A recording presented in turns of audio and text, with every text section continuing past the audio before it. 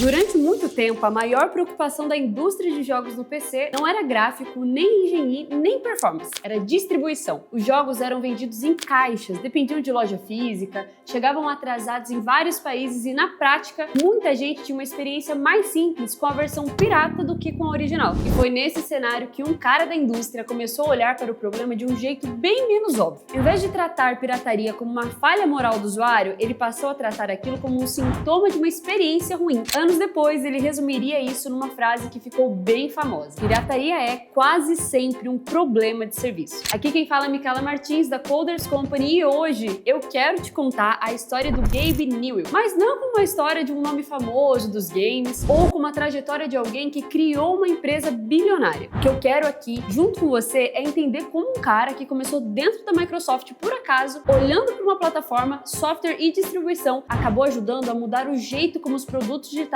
chegam até as pessoas.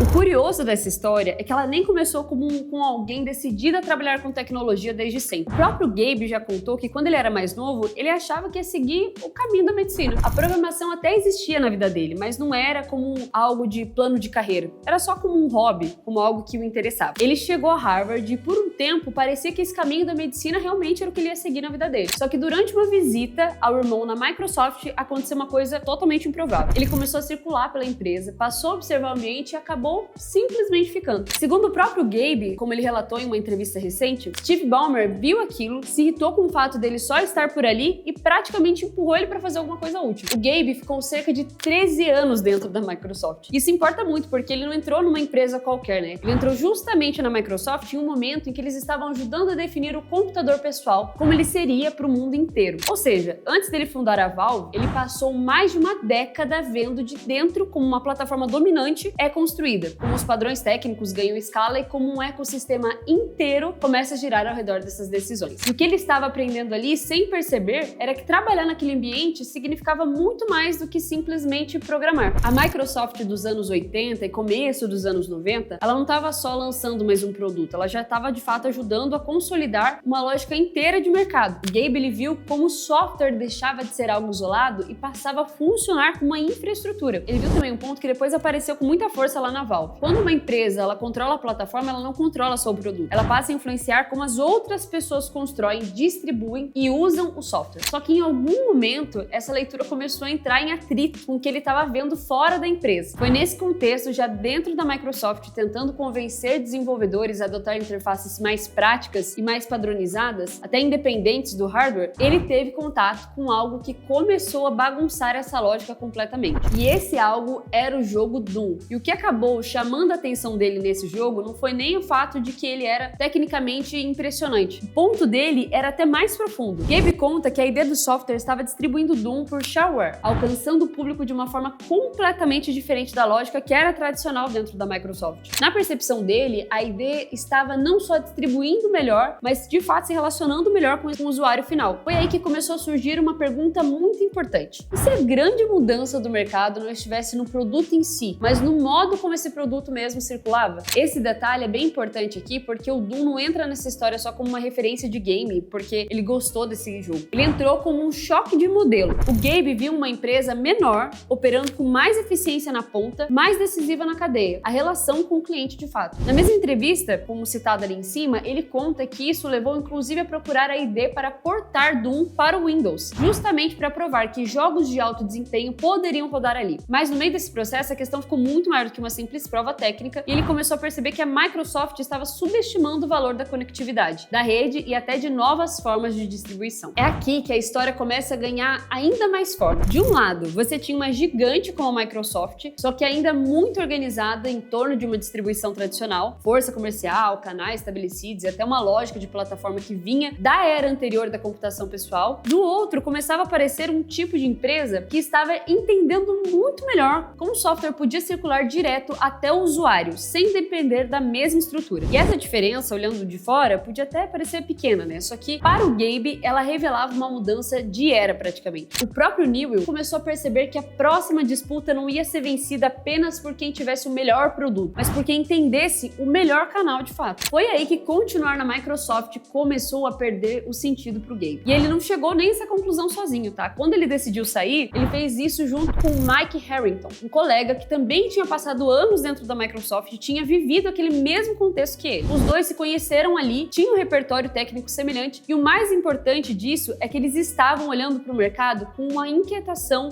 parecida. Eles não queriam só fazer alguns jogos, eles queriam de fato montar uma empresa desenhada para o mundo que na cabeça deles estava começando a mudar. Foi aí que nasceu a Valve, em 1996. E essa origem é bem importante porque a Valve ela não nasceu como um estúdio, apenas tentando disputar um espaço em um mercado já consolidado. Ela nasceu desde o começo com essa resposta a um modelo que o Gabe já considerava insuficiente. Ele mesmo diria depois que Half-Life foi uma expressão dessas ideias, né? Tanto no design do jogo quanto no desenho da empresa daquele negócio. O primeiro grande teste dessa visão foi Half-Life. E mais importante do que repetir que o jogo foi um sucesso, é entender o que ele provava. Half-Life validava que a Valve conseguia criar um produto de altíssimo nível. Ou seja, a empresa não era só uma tese sobre distribuição ou uma inquietação contra modelos antigos. Ela tinha competência real de execução. E isso foi bem decisivo, porque sem a legitimidade criativa, a Valve dificilmente teria acumulado força suficiente para tomar decisões mais ousadas depois. A relevância histórica de Gabe Newell não começa na Steam. Ela começa no momento em que a Valve prova que sabe criar algo que o mercado realmente quer. Só que o mais interessante é que mesmo nesse estágio já aparecia uma característica que depois se tornaria estrutural na empresa: a capacidade de perceber valor fora das fronteiras internas do game. Um dos melhores exemplos disso foi o Counter-Strike. O jogo nasceu como mod em cima do Half-Life. E a Valve, em vez de tratar aquilo como um desvio, começou a tratar como uma potência. Ela incorporou o projeto, transformou em um produto e mostrou que entendia algo que muita empresa ainda naquela altura ignorava, que às vezes o futuro do seu ecossistema ele aparece primeiro na comunidade, não dentro da empresa. No começo dos anos 2000, a Valve já tinha legitimidade criativa. O problema agora era outro. A forma como os jogos eram distribuídos era ruim, e ruim em vários níveis ao mesmo tempo. Dependia de mídia física, de lojas, de estoque, de logística, atualização manual e de um monte de atrito entre o produto e o usuário. Nesse ambiente, a pirataria não crescia só porque ela via gente tentando burlar o sistema. Ela crescia porque, para muita gente, a rota pirata era simplesmente a mais conveniente. É aqui que aquela frase do Gabe sobre serviço deixa de parecer só uma provocação, porque ela faz sentido de verdade. Quando ele diz que pirataria é um problema de serviço, o que ele está dizendo, no fundo, é que esse mercado legal estava oferecendo uma experiência pior do que o ilegal. Isso muda bastante aqui porque foi exatamente o tipo de solução que ele construiu. A Steam foi lançada pela Valve em 12 de setembro de 2003. Hoje isso parece um passo inevitável, né? Mas na época não tinha nada de óbvio isso, porque a plataforma começou como uma forma de atualizar, autenticar e manter os jogos da própria Valve. E só depois foi expandido como infraestrutura de distribuição digital mais ampla. O ponto é que desde o início ela atacava justamente o gargalo que o Gabe vinha observando há anos, a experiência entre o jogo e o usuário. Só que nessa parte da história começa a ser contada rápido demais, como se a Steam tivesse surgido e o mercado simplesmente tivesse aceitado. Porém, não foi muito bem assim, viu? A Steam enfrentou muita resistência, que exigia conexão constante, alterava hábitos consolidados e ainda não entregava no começo a fluidez que hoje parece normal, né? O próprio Gabe disse mais tarde que praticamente ninguém da indústria acreditava que aquilo funcionaria como plataforma de distribuição. E é justamente por isso que o próximo passo foi tão importante. Em 2004, Half-Life 2 chegou ao mercado e com ele veio uma decisão muito mais radical do que parece quando resumida em uma frase. A edição de varejo de Half-Life 2 exigia Steam para ativação e uso no lançamento. Isso significa que a Valve usou o jogo mais importante da própria empresa naquele momento para empurrar a base de usuários para um modelo novo de distribuição e relacionamento com o software. Não foi só uma escolha técnica, mas uma escolha de fato estratégica de altíssimo risco, porque se a experiência desse errado, o dano não ia ser só da plataforma, seria para a maior franquia da empresa. É aqui que o roteiro anterior estava superficial, e é justamente aqui que essa história começa a ficar boa de verdade. A Valve já não queria ser só um estúdio, ela queria realmente ser um lugar onde os jogos seriam entregues, mantidos e e vividos. Aos poucos, essa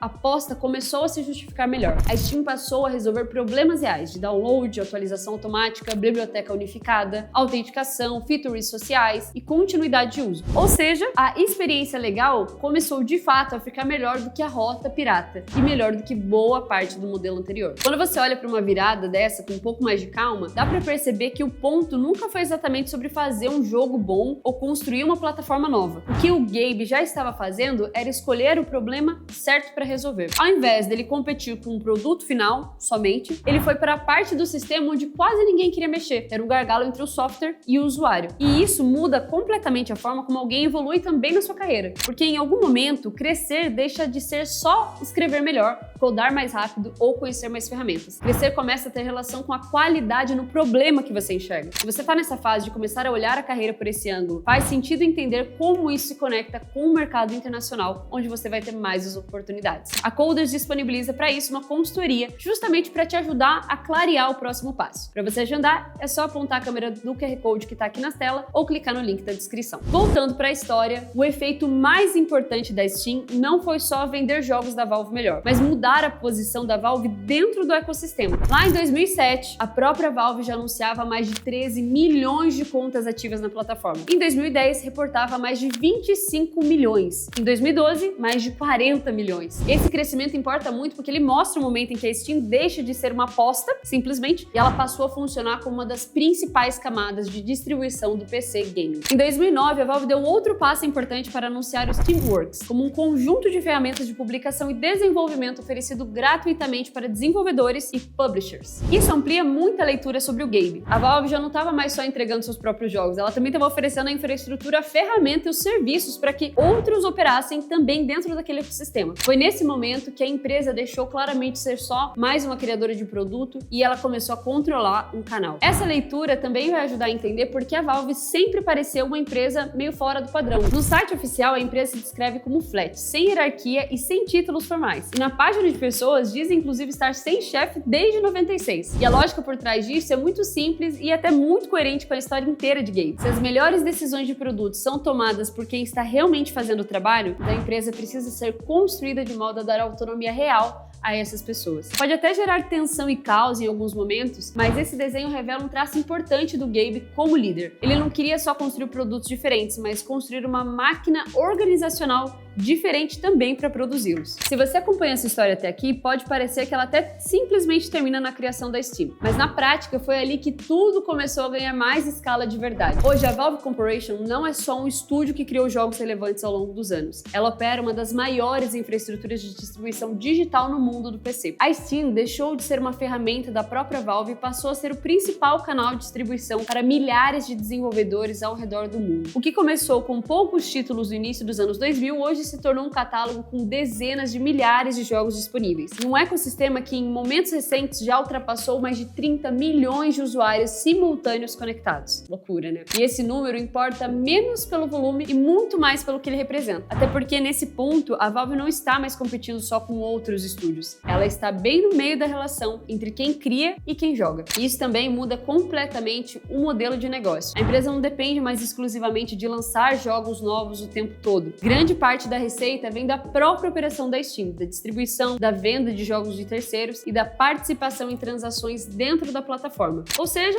ela deixou de depender apenas do sucesso de um produto específico e passou a operar em cima de um fluxo de um mercado inteiro. E o Gabe? Gabe Newell nunca seguiu o caminho mais tradicional de liderança. Ele não construiu uma imagem pública de executivo, nem aparece com frequência na mídia e até raramente se posiciona como uma figura central ali da empresa. Mesmo ele sendo um bilionário há muitos anos, ele sempre manteve um perfil mais reservado, muito mais próximo de alguém interessado em resolver problemas do que em construir uma imagem pública de verdade. Durante a pandemia, inclusive, por exemplo, ele passou um período na Nova Zelândia e acabou ficando por lá mais tempo do que o previsto, participando de iniciativas locais, aparecendo de forma bem formal em eventos e até financiando ações para a comunidade. E isso aqui não foi nem um movimento de marketing, mas como uma consequência do contexto em que ele já estava inserido. Se você olhar a trajetória do Gabe Newell de longe, a história deixa de parecer a de um cara que criou a Valve, fez Half-Life e depois acertou com a Steam. Ela passa a parecer a história de alguém que saiu de dentro da empresa, ajudou a definir a plataforma dominante do computador pessoal e anos depois ajudou a redefinir a forma como o software circula dentro dessa plataforma. Half-Life deu à Valve legitimidade criativa, a Steam deu poder estrutural. E o que conecta essas duas coisas é uma leitura de mercado muito específica. Entender que em tecnologia, muitas vezes o produto mais importante não é o software em si, mas a experiência completa que faz esse software chegar, continuar funcionando e continuar sendo usado. Talvez seja por isso que o Gabe tenha se tornado uma figura tão importante para o mundo dev. Não porque ele acertou em tudo, muito menos porque ele tentou se tornar uma espécie de gênio folclórico da indústria, mas porque ele realmente enxergou cedo uma coisa que muita empresa demora anos para perceber. Em determinado momento, distribuir melhor passa a ser tão importante quanto construir melhor. Se você chegou até aqui, já deixa nos seus comentários. Você é fã do Gabe? Já jogou Half-Life? Se inscreve aqui no nosso canal para acompanhar os nossos próximos conteúdos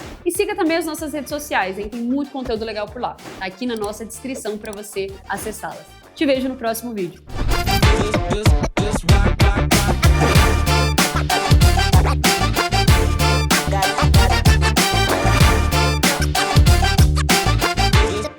Just rock.